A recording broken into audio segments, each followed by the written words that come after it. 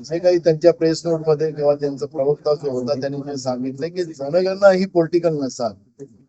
आता जनगणना ही पॉलिटिकल नसतेच, कारण की जनगणनेच्या माध्यमातून शैक्षणिक, आर्थिक आणि सामाजिक या तीन गोष्टीचं सर्वेक्षण त्या जनगणनेच्या माध्यमातून होते. जे परिवार, जो समाज आर्थिक, सामाजिक आणि शैक्षणिक मागे असेल त्याला मुख्य प्रवाहात आणण्यासाठी या जनगणनेचा फायदा होतो. आणि त्यासाठी ही जनगणना व्हावी ही अपेक्षा काँग्रेस पक्षाची आहे, राहुल गांधींची आहे.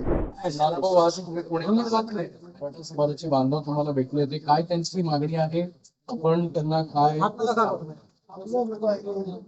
2014 मध्ये भाजपने आणि फडणवीसने ज्या पद्धतीनं गर्जना केली आणि मराठा, धनगर या सगळ्या समाजाला आणि आरक्षण व्यवस्थेमध्ये आणले आणि गेल्या 10 वर्ष बहुमताच्या सत्तेमध्ये केंद्रात आणि राज्यात राहून या समाजाला आरक्षण व्यवस्थेमध्ये भाजपने आणले नाही आणि त्यांची मजगत केली. स्वाभाविक आहे, समाजामध्ये उद्रेक निर्माण झालेला आहे. महाराष्ट्रातलं सरकार जे आज माहितीचं सरकार आहे, या सरकारने समाजामध्ये भांडण लावण्यासाठी जो काही प्रकार घडवलेला आहे त्याच्यातला एक वाद पुढे येतो आहे की OBC versus Maratha, Maratha versus Dhangar, आदिवासी, गोवारी विरोधात आदिवासी, असं एक वातावरण या महाराष्ट्रामध्ये उभं केलं आणि त्या माध्यमातून याच्यामध्ये सर्वसामान्य माणूस प्रत्येक समाजातला पिळला जातो आहे, त्याला त्याच्या त्रासाच्या पुढे जावं लागते. आणि म्हणून काँग्रेस पक्षाने आणि विशेष करून राहुल गांधीजींनी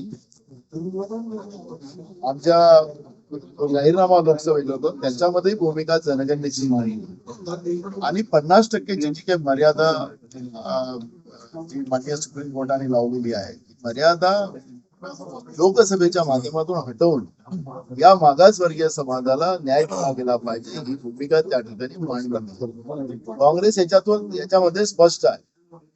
भाजप हे आरक्षण विरोधी आहे. परवाच त्यांचं केरळमध्ये RSS ची मीटिंग झाली आणि त्याच्यामध्ये जे काही त्यांच्या प्रेस नोट मध्ये किंवा त्यांचा प्रवक्ता जो होता त्यांनी जे सांगितलं की जनगणना ही पॉलिटिकल नसावी. आता जनगणना ही पॉलिटिकल नसतेच, कारण की जनगणनेच्या माध्यमातून शैक्षणिक, आर्थिक आणि सामाजिक या तीन गोष्टीचं सर्वेक्षण त्या जनगणनेच्या माध्यमातून होते. जे परिवार, जो समाज आर्थिक, सामाजिक आणि शैक्षणिक मागे असेल त्याला मुख्य प्रवाहात आणण्यासाठी या जनगणनेचा फायदा होतो आणि त्यासाठी ही जनगणना व्हावी ही अपेक्षा काँग्रेस पक्षाची आहे, राहुल गांधींची आहे, मल्लिकार्जुन खरगेंची आहे, काँग्रेसचा कार्यकर्ता म्हणून माझी पण आहे. मी आज जी काही वाद महाराष्ट्रामध्ये निर्माण झाला, ओबीसींना वाटतं की मराठा आमच्या तोंडातला घास शिजत नाही आणि अशा पद्धतीचे एक वातावरण निर्माण करून राजकीय पोळी महायुतीचा आणि भाजप ही शेकायला पाहते आहे असं चित्र आहे. मी याच्या माध्यमातून एवढंच सांगतो की महाराष्ट्रामध्ये बहुमताच्या महाविकास आघाडीचं सरकार जनतेच्या आशीर्वाद आल्यानंतर हा जो तोडगा आहे हा काँग्रेस पक्ष आणि महाविकास आघाडी त्याला काढेल. मराठा समाजालाही न्याय दिला जाईल आणि ओबीसी समाजालाही त्या ठिकाणी आरक्षणामध्ये वाढ करून कशी त्यांनाही मदत केली जाईल या पद्धतीची भूमिका त्या ठिकाणी आमच्या वतीनं आम्ही मांडलेली आहे आणि आम्ही कमेंट आम्ही त्याच्यामध्ये म्हणजे आमचं हे वचन आहे आणि आम्ही याला पूर्ण करू ही भूमिका आहे. कारण की महाराष्ट्र हा छत्रपती शिवाजी महाराजांचा महाराष्ट्र आहे. या महाराष्ट्रानं विशेष करून छत्रपती शिवाजी महाराजांच्या विचारांनी सर्व धर्म समभावाची आणि एकात्मतेची भूमिका शिवाजी महाराजांनी अनेकदा मांडलेली आहे. तोच महाराष्ट्र त्या पद्धतीने नांदत एवढे वर्ष आला. पण आज या महायुतीच्या सरकारने महाराष्ट्रामध्ये सामाजिक तेढ निर्माण करून महाराष्ट्रामध्ये अस्थिरता निर्माण करण्याचं आणि आपसात भांडवण्याचं काम केलेलं आहे, त्याचा आम्ही निषेध करतो.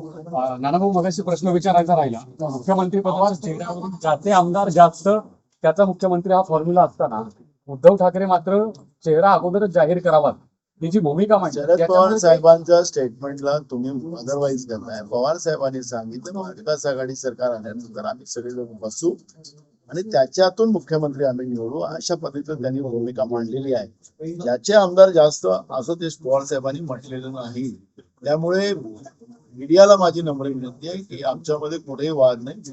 राहिलं उद्धव साहेबांनी जे भाषण एनडीएच्या मीटिंगमध्ये केलं तर त्याचं आम्ही समाधान केलेलं आहे आणि महाविकास आघाडीमधून आम्ही सगळेजण महाराष्ट्रात काम करतो. काँग्रेसची काय भूमिका असणार आहे मग त्या सांगितलं ना महाविकास आघाडी म्हणूनच आम्ही पुढे जाऊ आणि आमचं सरकार आल्यानंतर त्याच्यातून आम्ही आमचा मुख्यमंत्री निवडू.